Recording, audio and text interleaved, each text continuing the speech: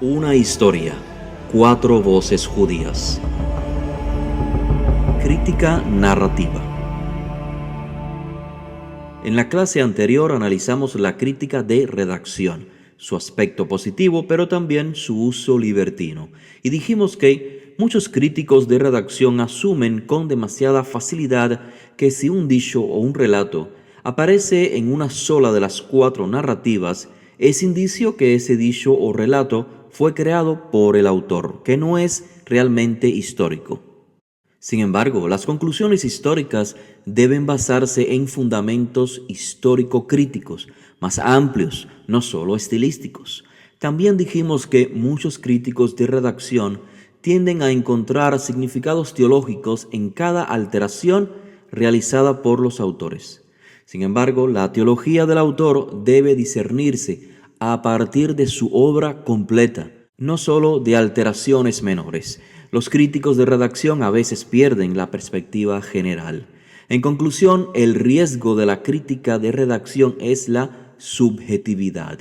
Y es por ello que hoy describiremos los objetivos, los métodos y categorías principales de la crítica narrativa, así como también su aspecto positivo y sus posibles debilidades. La crítica narrativa, comprendiendo las cuatro narrativas sobre Yehoshua de Nazaret como obras literarias integrales.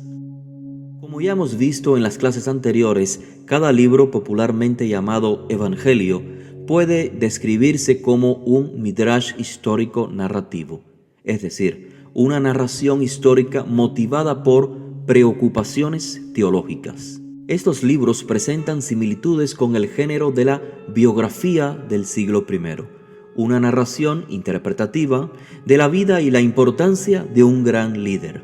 Los autores de estas cuatro narrativas buscan presentar relatos fiables de la vida de Yehoshua, así como el marco interpretativo para comprenderla.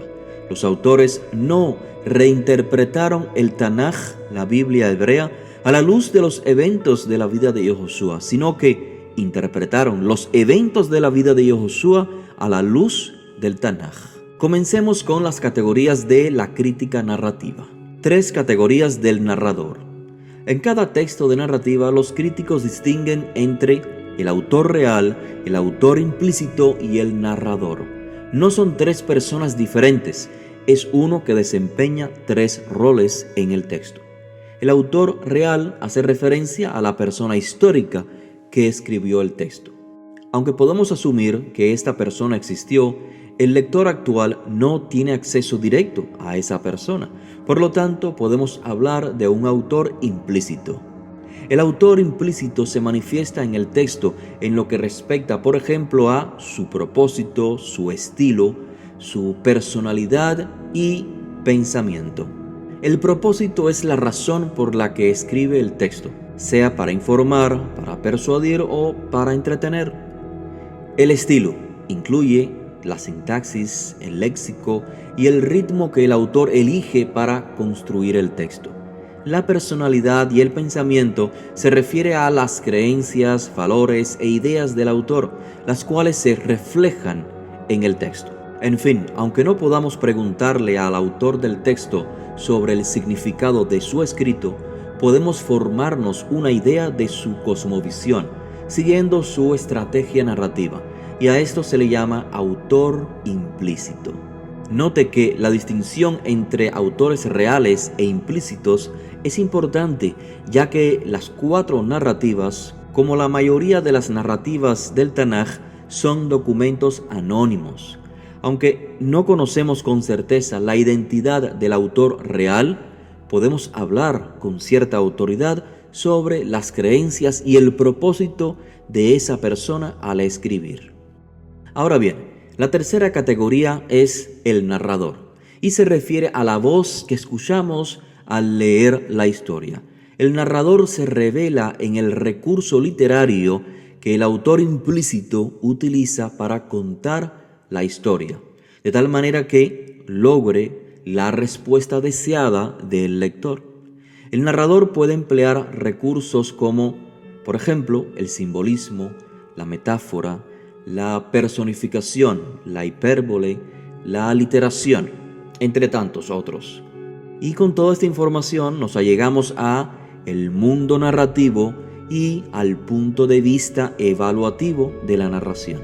Ambos están estrechamente relacionados con la perspectiva del narrador y el autor implícito. El mundo narrativo es el universo creado por el autor implícito, en el que se desarrolla toda la historia. La historia de las 4 narrativas, los llamados 4 evangelios, se ambienta en la Judea romana del siglo I, un lugar y una época reales, así como el mundo metafísico, el mundo espiritual, la fuerza del mal y el Todopoderoso. Todo esto es real para el autor. Esto significa que, al contar la historia, el autor implícito prepara el escenario en el que los personajes interactúan y se desarrolla la trama. Independientemente de si el lector cree o no en el Todopoderoso, es imposible comprender la historia sin adentrarse en este mundo narrativo. Por su parte, el punto de vista evaluativo se refiere a los valores, creencias y cosmovisión que se espera que el lector adopte para juzgar los eventos y los personajes de la narración. Y es el narrador quien asume que ciertas acciones y actitudes son las correctas y las buenas, mientras que otras son las incorrectas y malas. Por ende, para que los lectores comprendan la trama, deben adoptar el punto de vista evaluativo del autor implícito. Por supuesto, todas las historias tienen 3 componentes fundamentales: trama, ambientación y personajes.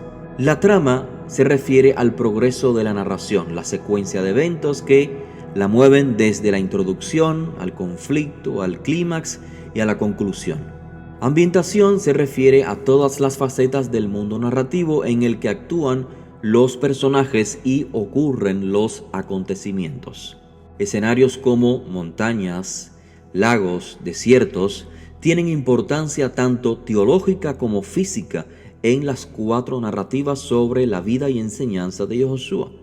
La montaña es un lugar de revelación, como lo fue para Moshe y para el pueblo de Israel. El desierto es, claro, un lugar de prueba y peligro. Los personajes están estrechamente relacionados con la trama, cuyas acciones e interacciones hacen avanzar la narrativa. Y también es importante considerar la caracterización, es decir, la forma en que se presentan los personajes al lector. Los personajes se comprenden a partir de sus rasgos, cualidades que se les atribuyen en la narrativa. El entorno sociocultural se refiere al mundo de las relaciones humanas en el que ocurre la narración, y para comprender el mundo narrativo de los llamados evangelios, el lector debe adentrarse en sus contextos históricos y culturales. Por ejemplo, estas narraciones se desarrollan durante la ocupación romana de Israel en el primer siglo de la era común. La afirmación de Yoshua, dad al César lo que es del César, tiene poco sentido si no se tiene en cuenta la hegemonía romana y los movimientos revolucionarios judíos que surgieron en aquella época. La parábola de Yoshua sobre los labradores cobra vida cuando reconocemos, primero, que es una adaptación de la parábola de la viña del profeta Yeshayahu, y segundo, que tiene como telón de fondo las realidades económicas de los campesinos pobres y los ricos terratenientes. El llamado de Yoshua a invitar a los lisiados, cojos y ciegos a los banquetes se percibe de manera muy diferente hoy que en el siglo I, cuando las comidas eran importantes rituales de estatus social. Ahora hagamos una evaluación de la crítica narrativa. La crítica narrativa es una herramienta útil que ofrece importantes correctivos a los abusos de los métodos histórico-críticos. A continuación, presento algunos de sus rasgos positivos. La crítica narrativa interpreta el texto según su forma literaria, ya sea narrativa o anécdota. Los autores eligieron intencionalmente la narrativa como medio, utilizando la trama, los personajes y los escenarios para transmitir la importancia de Yehoshua de Nazaret. Por lo tanto, se necesita un método que se tome en serio este género. La crítica narrativa respeta la unidad e integridad del texto, centrándose en su forma actual más que en las tradiciones orales o fuentes hipotéticas que los respaldan. Al respetar la integridad del texto, la crítica narrativa permite un análisis más objetivo. La subjetividad de reconstruir fuentes y determinar propósitos editoriales se elimina cuando el objetivo de estudio es el texto tal como está. Si bien siempre existen algunas incertidumbres sobre el propósito y la estrategia narrativa, estas se reducen considerablemente gracias a la transparencia de la narrativa. A diferencia de la crítica de redacción, la crítica narrativa permite determinar el significado sin tener certeza sobre la situación de vida de los autores y sobre la situación de vida de las comunidades. La narrativa y los temas teológicos son fáciles de comprender independientemente de si el autor es Mateo o un compañero de Saúl de Tarso y de si el autor escribió mientras vivía en Judea o su estadía en Roma a finales del año 70. Finalmente, el análisis narrativo confirma que los autores de las 4 narrativas son especialmente artistas literarios y no solo recopiladores de tradiciones. ¿Cuáles son las debilidades de la crítica narrativa? En realidad, la mayoría de las debilidades no son fundamentales para el método, sino que se relacionan con tendencias de algunos críticos narrativos. Por ejemplo, los críticos narrativos a veces asumen la no historicidad del texto, considerando el relato como sinónimo de ficción. Sin embargo, esta suposición no es necesaria, ya que la narrativa histórica significa historia contada como relato, utilizando la narrativa para representar eventos reales. En este sentido, la narrativa histórica debe distinguirse de la novela histórica, en la que el contexto histórico es real, pero los personajes son ficticios. Los críticos narrativos a veces ignoran el contexto histórico y cultural, suponiendo erróneamente que los mundos narrativos no guardan relación con el mundo real. Si bien algunos relatos pueden contarse con poco contexto histórico, en la narrativa histórica el escenario es una parte clave del mundo narrativo. Por ende, cuanto más conozcan los lectores sobre este contexto, mejor comprenderán la historia.